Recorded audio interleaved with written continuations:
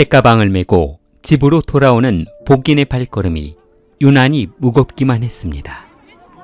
일 나간 어머니 때문에 집에 들어가 봤자 집에 덩그러니 혼자 남아있을 것이 뻔했기 때문이었습니다. 공부에 별다른 소질이 없이 중학교를 진학했기 때문에 그는 더더욱 학교에 적응하기 힘들었습니다. 복인의 부모는 그래도 아들이 중학교는 졸업해야 한다는 생각 때문에 중학교를 졸업시킨 뒤 곧바로 공장에 취직시켰습니다.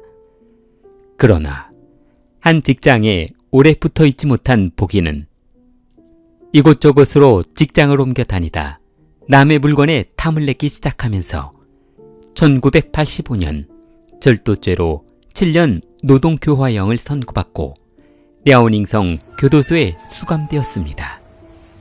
그는 노동교화소 탄광에서 석탄 캐는 일이며 용접하고 쇠를 깎는 고통스러운 일을 하며 추운 교도소에서 청춘을 보내야만 했습니다. 두 번 다시는 교도소에 들어가지 않을 것이라며 지난 날을 후회했습니다. 1991년 석방되어 일자리를 찾던 복인은 다시 한번 나쁜 짓을 하고 교도소에 들어가면 반불구가 되어서 나올 수도 있겠다는 생각을 했습니다. 출소하면 자신의 환경에 맞춰지는 일은 어떤 일이든 하겠다며 마음먹은 복인은 식당 서빙을 구한다는 전단지를 보고 식당을 찾아갔습니다. 식당 문이 열리고 안으로 들어간 복인은 저 사람 구한다고 해서 하는데요. 뭐 그래요? 이런 일은 해보셨고요. 뭐야, 해보진 않았는데요. 열심히 한번 해보겠습니다. 3号烧烤，雨上肉丝刚饱了，决定啊，来了。明白了，3号对吗？ 에이, 내가 할게. 무거운데. 내가 할게. 너는 가벼운 것만 들어. 복인은 그날 이후 직장 동료인 여성과 사랑의 감정이 쌓여 결혼하게 되었습니다. 6개월 후 자기야, 글쎄, 현숙이 있지. 내 친구 현숙이 학교 다닐 때는 별것도 아닌 것이 차우양로 사거리에 있는 아파트로 이사 갔대. 나 참 어이가 없어서. 아, 그래. 뭐 우리도 부지런히 벌어보자. 우리가 언제 돈 벌어서 집을 사? 한 달에 둘이 합쳐서 40만 원도 될까 말까한 그 돈으로 생활비 빼고 무슨 돈으로 집을 사냐고. 아이씨, 그래도 열심히 하다 보면 뭐 차츰차츰 좋아지겠지 뭐. 참나, 나도 이런 소리는 안 하려고 했는데 당신 집안이라도 좋았으면 부모 덕이라도 볼 거 아냐. 그런데 당신 부모님 일들 좀 봐. 뭐라고? 아주 그냥 우리가 돌봐줘야 할 판이잖아. 아니, 아이 진짜. 야, 왜 가족 얘기는 꺼내고 그러는데? 뭐, 내가 틀릴 말 했어? 옆집에서 현관문을 두드리며 그 참 조용히 좀 삽시다.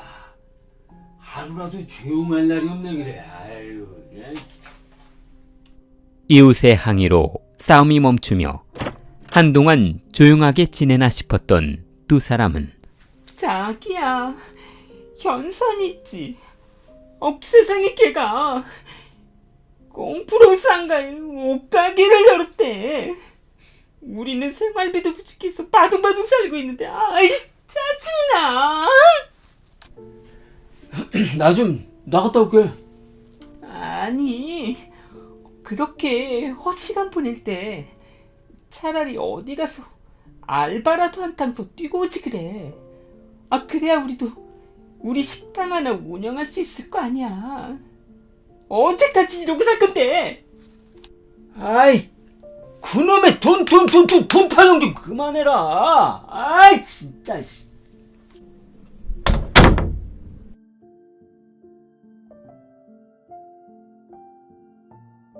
보기는 매일 자신의 자존심을 긁어대는 아내의 잔소리 때문에 집에 붙어있기 싫어졌습니다. 그는 일이 끝나면 집에 들어가기 전 시간을 때우기 위해 친구와 함께 마작방을 찾아다녔는데 자기 미친 거 아니야? 돈을 벌어도 아까운 판에 마작방에 가서 놀고 왔다고? 우리 그러지 말고 이혼하자. 이건 아닌 것 같아. 더 이상 이렇게 살아봐야 서로 스트레스니까 각자 갈 길 가자. 응? 아니, 아무리 그래도 이혼이라니. 자기야. 아, 자기야. 1998년 10월 보기는 결국 아내와 이혼하게 되었고 집과 8살짜리 아들 양육권을 아내에게 주며 위자료로 9,000위안, 한화로 약 170만 원을 받아 집을 나오게 되었습니다.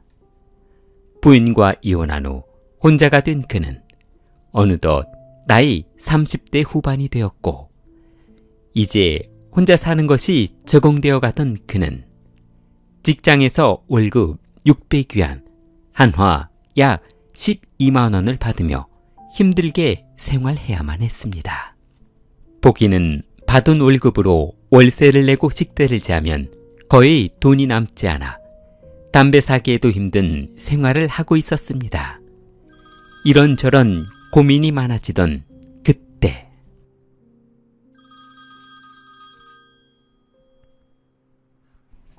보기나 뭐해? 술이나 한잔 하자. 술? 아이씨, 그래. 야, 사는 게 뭐 있냐? 술이나 진짜 한번 마셔버리자. 아이 갑자기 왜 그래? 이봐 거하게 술이라도 한잔 살려게? 그래. 와이프한테 받은 위자료 오늘 술값으로 다 써버리자. 가자. 야 이만 정신 차려. 이게 미쳤나? 아 따야 공짜 술 마셔서 좋게 하지 말란 말이야. 보기는 그날 이후 아내와의 이혼 고통을 잊으려 매일 술집과 안마방을 다니며 위자료로 받았던 9,000위안을 모두 써버렸습니다. 보기나 오늘도 한잔 사는 거냐? 아이, 술? 아우, 근데 나도 사고 싶은데 와이프한테 받아도 다 써버리고 없어. 에이 뭐야? 그럼 이제 돈 없는 거야? 아이, 그래, 없다고. 에헤헤, 돈 없으면 어떻게 사냐? 강도 실시라도 할까? 강도? 야야야야야, 나 2번 다 쓰는 교도소 들어가고 싶지 않아. 어우, 야, 못 들은 걸로 할게. 안 잡히면 될 거 아니야.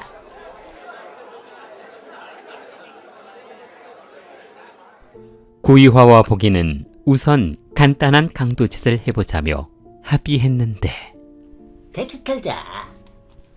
택시를 털자고? 예. 아이 근데 칼이나 도끼 같은 걸로 어설프게 강도 쓰자면 잡히니까 아예 흔적을 없으게 총을 치자. 총을? 그걸 어디서 구해? 너 손재주 좋잖아. 교도소에서 용접도 해보고 쇠 절사, 가공 이런 거 다 해봤다면서. 아니, 그거야 해봤지.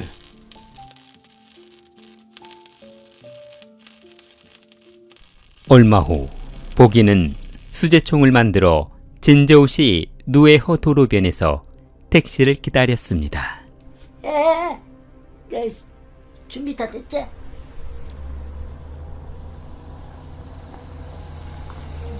택시! 택시! 어디로 모실 것이오?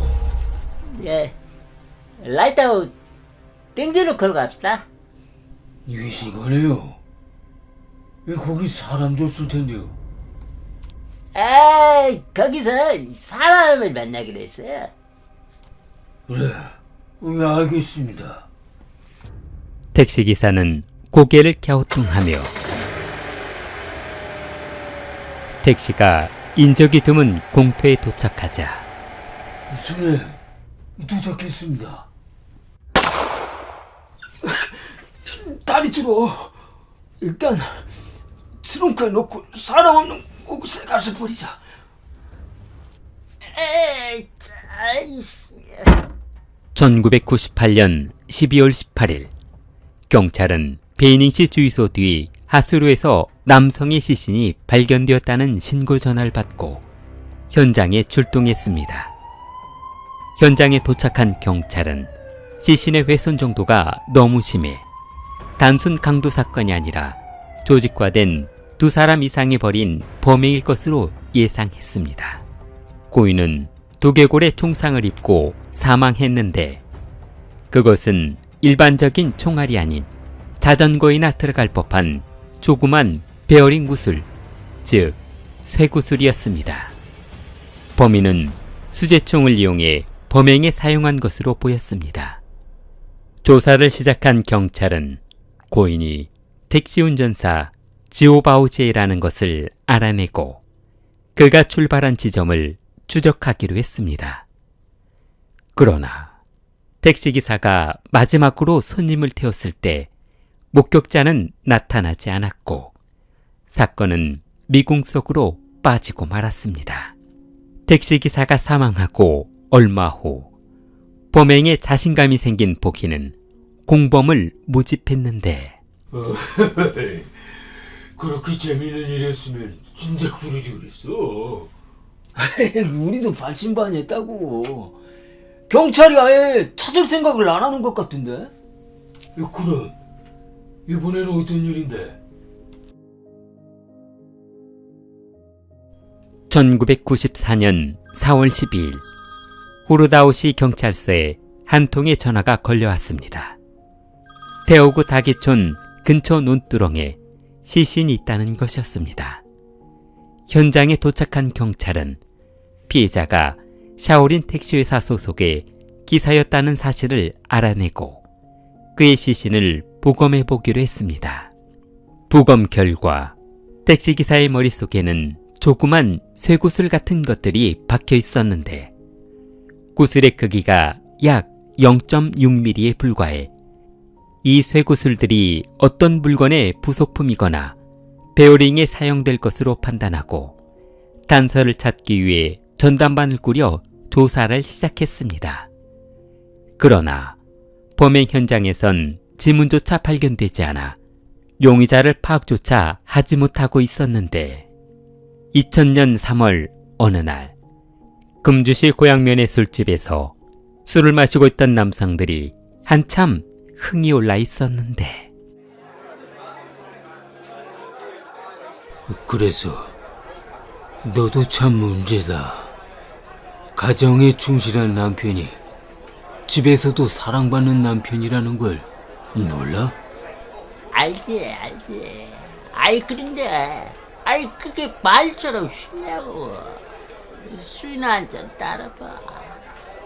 우호어가 술잔을 집어든 그때 마침 텔레비전에서 범죄 다큐 영상이 나오고 있었는데 안녕하십니까, 이 기자입니다. 저는 지금 사건 현장에 나와 있습니다. 이 사건은 심형 38이라는 사건으로 불면서 유명한 사건이 되었는데요. 이 범인들은 택시기사 조모 씨를 살해한 후 시신을 도랑에 버리고 도주했습니다. 뭐야?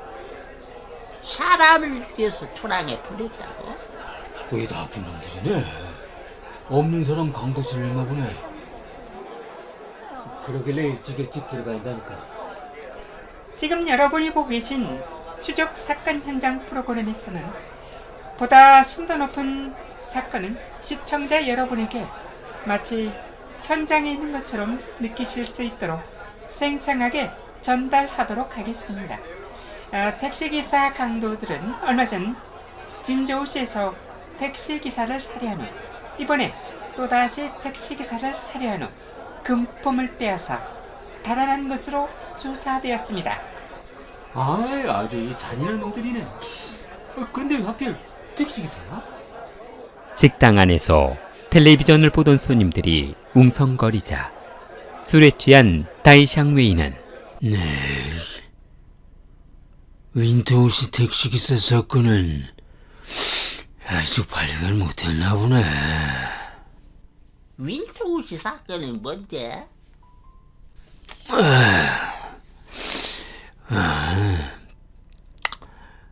저거 다음에 건설회사 자재버리는 쓰레기 아치장에 샤리 택시기사를 갖다 물은 사건이고, 그 다음에 윈터우시 택시기사 사건이거든. 대치춘천 산업도로 다리에서 그 시신을 버린 거 말이야. 아이, 나는 그런 사건으로 어떻게 이렇게 잘 알아? 그거 아이고 왜 우리 조직에 있으니까 잘 알지. 내가 하고도 내가 부르면 바보지. 치매냐고. 어머, 이번에 그럼 왜 죽었나 봐. 택시기사를 살해한 거래요? 아, 예. 그거요. 그 택시 기사들이 현금을 많이 가지고 있으니까 그렇죠. 흔적도 안 남고. 멍청한 놈들. 어휴, 죽는다. 아니 근데 당신이 어떻게 그렇게 잘 알아요? 저것들 죄다 내가 죽였다니까.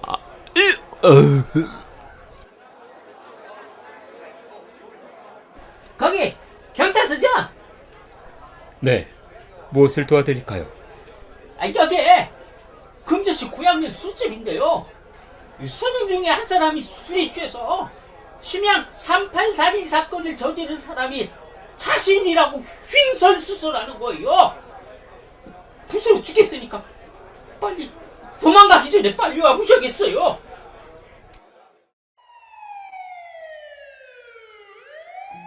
술집에 도착한 경찰은 그 자리에서 다이샹웨이를 검거하고 취조실로 끌고 갔습니다.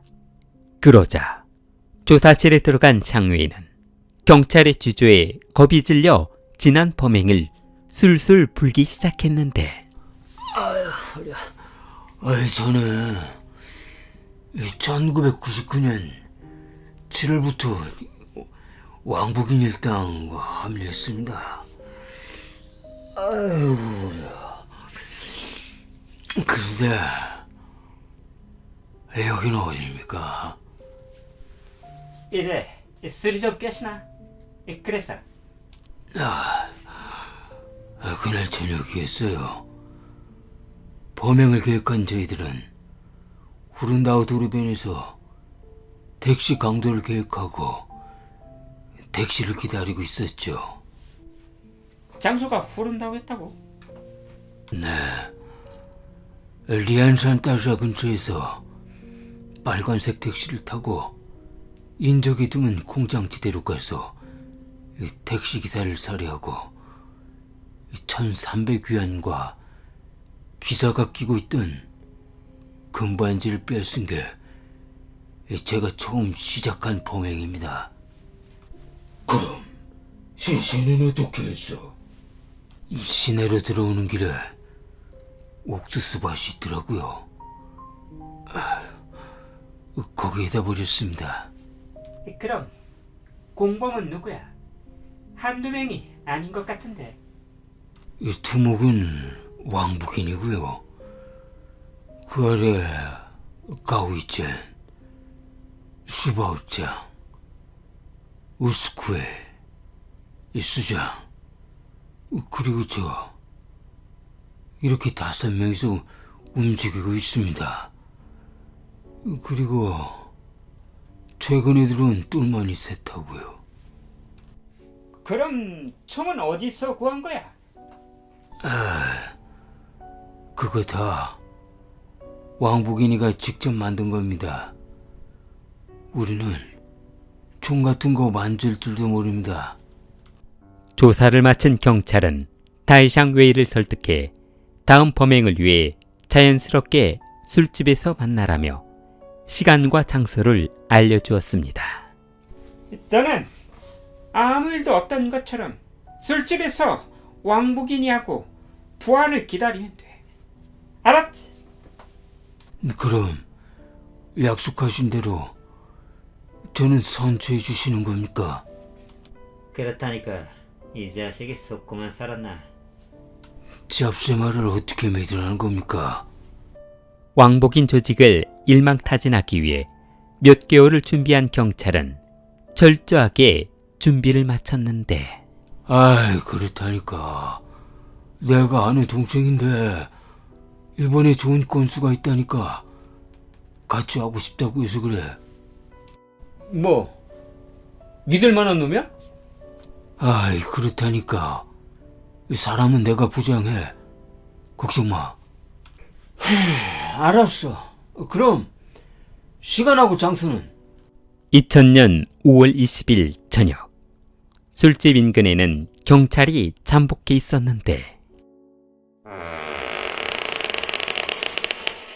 술집 문이 열리고 왕복인 조직원들이 식당 안으로 들어왔습니다. 왔어. 샹웨이, 오랜만이야? 잘 지냈어? 이쪽은 전에 내가 말한 동생. 그런데 왕복인이는 같이 안 왔어?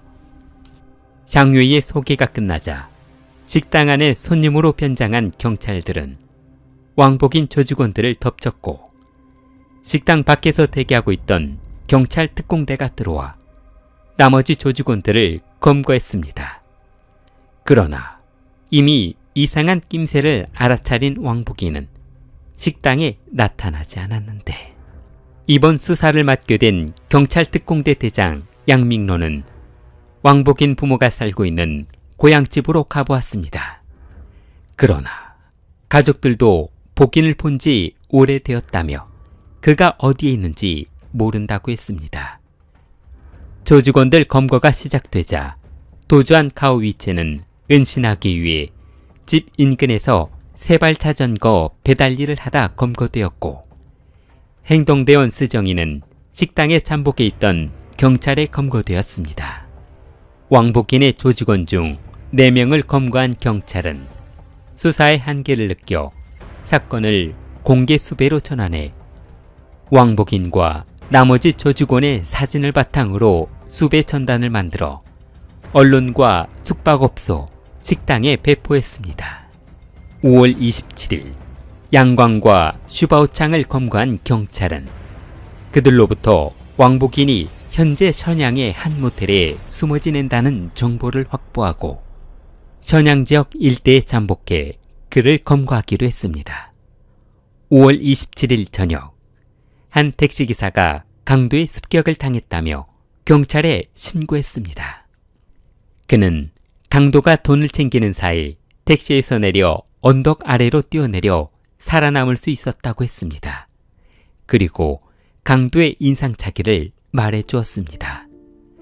사건이 발생한 지 3일 후 5월 30일 왕복인은 늦은 새벽 주유소가 새벽에는 혼자 근무하며 현금이 많다는 것을 알고 베이파오 우지앙 주유소에 들어가 주유원을 살해하고 현금 3,000위안을 빼앗아 달아났습니다.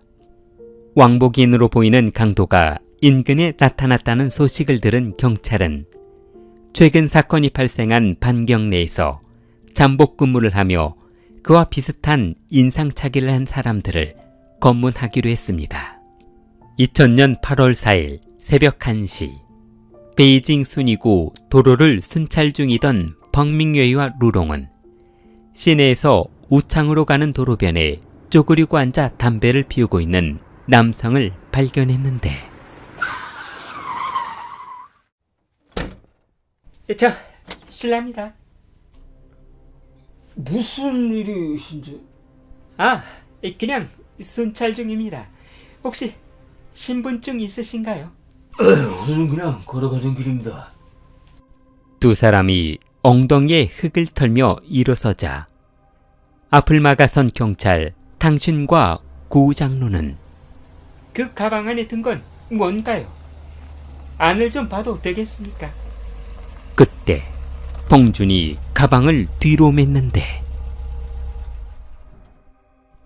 가방에서 쇠붙이 소리가 나자 등골이 오싹해진 경찰은 가방 내놔! 그리고 바닥에 엎드려! 고봉준은 재빨리 가방을 열어 그 안에 있던 권총을 꺼내려 했습니다. 명사 통과해! 고봉준을 덮친 경찰은 현장에서 왕복인과 고봉준을 검거했습니다. 아이씨, 놔요! 아, 이거 놓으라고! 가방 안에는 장전된 권총 2자루와 현금 700위안이 들어있었습니다. 2021년 4월 26일 랴오닝성 진저우시 법원은 심양 38 사건과 5월 20일 사건에 대해 왕복인과 공범 5명에게 사형을 선고했습니다. 검찰은 그들이 1998년 3월부터 16명을 살해하고 13명에게 중상을 입혔으며 100여 건이 넘는 강도 사건을 저질렀다며 증거를 제출했습니다. 왕복인은 사형 전 아들에게 편지를 보냈는데 아들아, 나는 너무 많은 사람을 죽였다. 무고한 사람을 살해한 것을 후회하고 있단다.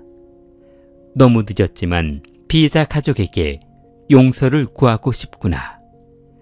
아버지가 세상에서 사라져야 아들의 인생에 걸림돌이 되지 않을 것이라는 생각이 드는구나. 부디 아버지를 잊고 새로운 인생을 살기를 바란다. 2021년 6월 그는 형장의 이슬로 사라졌습니다. 길리를 후원해 주시는 멤버십 여러분에게 감사의 말씀드립니다. 길리를 사랑하는 마음을 좋아요와 구독으로 표현해 보세요. 길리였습니다.